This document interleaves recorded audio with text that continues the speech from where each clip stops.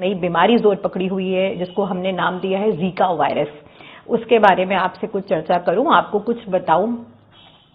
आजकल का सिनेरियो तो जैसे ऐसे लग रहा है कि हम और वायरस आमने सामने खड़े हुए हैं।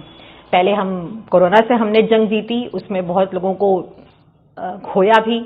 उसके बाद डेंगू, भारत की जनसंख्या से ज्यादा तो मुझे लग रहा है कि इस समय मच्छरों की जनसंख्या बढ़ गई, क्योंकि मैं अपने ही घर में आजकल देखती हूँ कि इतने मच्छर शायद मैंने कभी किसी भी विंटर्स में इतने मच्छरों की तादाद नहीं देखी होगी।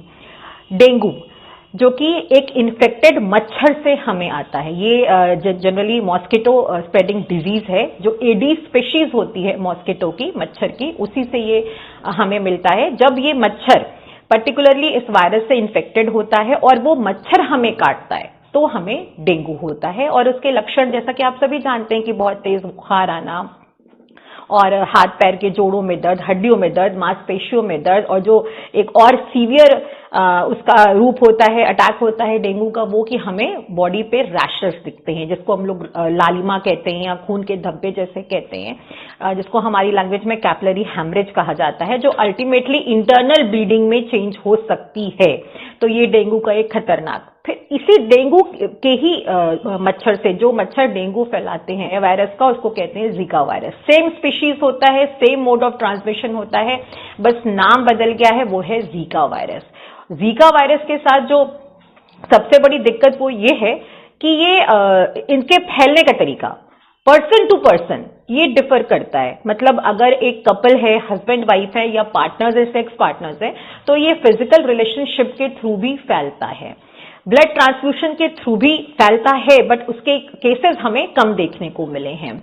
और ये गर्भवती महिला से उसके बच्चे को भी ट्रांसफर हो सकता है ड्यूरिंग द प्रेगनेंसी या at the time of the birth. तो ये थोड़ा और खतरनाक रूप है, क्योंकि ये हमारे बॉडी फ्लूइड्स में, लाइक ब्रेस्ट मिल्क में या उससे भी कहीं ज्यादा जो हमारे प्रजनन अंग है उनके तरल पदार्थों में, लाइक सीमेन में, वजाइनल फ्लूइड में, ये काफी समय तक स्टैंड करता है। सबसे बड़ी बात आती है, जो चूंकि बीइंग अ गायनेकोलॉजिस्ट मेरे पास आते हैं सवाल गर्भवती महिलाओं को लेके, तो मैंने बताया कि ये बच्चे को बिल्कुल ट्रांसफर हो सकता है, लेकिन ब्रेस्ट फीडिंग को मैं नहीं मना करती हूँ। ब्रेस्ट मिल्क में जीका वायरस की होने की संभावना है, लेकिन माँ का दूध जो हमें जितना उपयोगी, जितने फायदे देता है, वो जीका वायरस के अटैक से कहीं ज्यादा फायदेमंद है। तो इसलिए ब्रेस्ट मिल्क हमें नहीं रोकना चाहिए। एक और बात आती है ट्रैवलिंग की, कि हमें ट्रैवल करना है, हमें यहाँ से कहीं और जाना है, दूसरे देश जाना है या शहर जाना है, या फिर आप कहीं ऐसी जगह जा रहे हैं जहाँ जीका वायरस का आउटब्रेक हो चुका है, तो वहां पे जो इन्फेक्शन होके गुजर चुका है, लेकिन वहां पर भी आपको सावधानी उतनी ही बरतनी है जितना कि आप किसी ऐसी जगह पे जाएंगे जहां पे रिसेंटली वो इन्फेक्शन प्रोलिफरेट कर रहा है।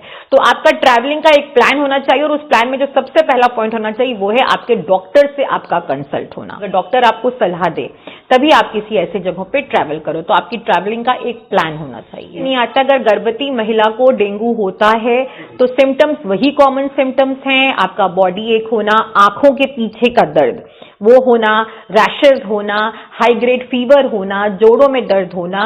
लेकिन जो सबसे ज्यादा खतरा होता है वो बच्चे को होता है, क्योंकि जो ये वायरस है ये बच्चे के मस्तिष्क पे वार करता है, ये ब्रेन अटैक करता है, ब्रेन को डैमेज करता है और बेबी के ब्रेन के डेवलपमेंट को हैम्पर करता है। तो हमें जो बच्चा मिलता भी है अगर, तो वो मेंटली डेवलप्ड नहीं मिलता है।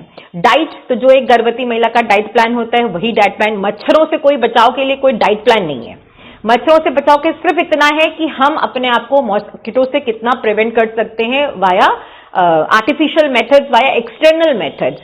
और अगर उनको हो भी जाता है तो फीवर के लिए हम सिर्फ पैरासिटामोल पे ही रिलाई करते हैं, क्योंकि वो सेफेस्ट ड्रग भी है प्रेगनेंसी के दौरान भी।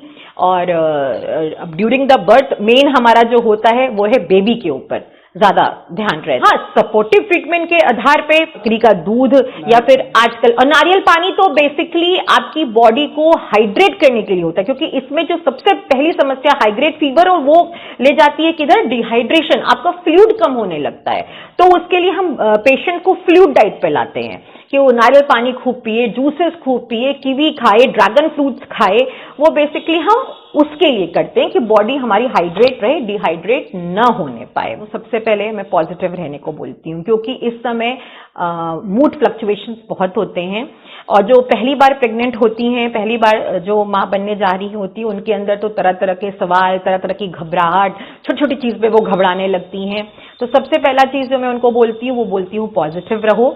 उसके बाद जो सवाल आते हैं आजकल के, जो सवाल हैं लाइक कोविड वैक्सीन लगवा सकते हैं कि नहीं, अगर डेंगू हो गया या अगर ये हो गया, पहली बात तो जो चीज हुई नहीं उसके लिए आप बचाव करिए, और अगर हो गई तो भी आप पॉजिटिव रहिए और जो भी लाइन ऑफ ट्रीटमेंट है उसको फॉलो करिए। अब कोई बीमारी अगर आपको मारती है, हताश करती है, तो सिर्फ इसलिए बिकॉज ऑफ मेंटली डिक्लाइन होते हो। अगर आप अपने आप को मेंटली स्ट्रांग रखोगे कि नहीं हमारी इम्यूनिटी है, हम डेवलप कर लेंगे, हम बूस्टअप कर लेंगे, हम लड़ लेंगे, या फिर हम अपने बच्चे के लिए लड़ लेंगे, तो आप बिल्कुल इस चीज से निकल जाओगे। तो मैं मेंटली स्ट्रांग रहने को बहुत बोलती हूँ, क्योंकि मैंने ये देखा है, मैंने अपने में भी देखा है कि मैं जितना मैंने अपने आप को दिमागी तौर पर मजबूत किया है, मैं उतनी ही आसानी से इन चीजों से निकली हूँ। तो मैं सबसे यही गुजारिश करती हूँ कि अपने आप को आप लोग मेंटली फिट रखो। When you will be mentally fit, physically आप सब कुछ अपने आप कर लोगे, वो आपको खुद ही वो रिजल्ट विजुअलाइज होगा।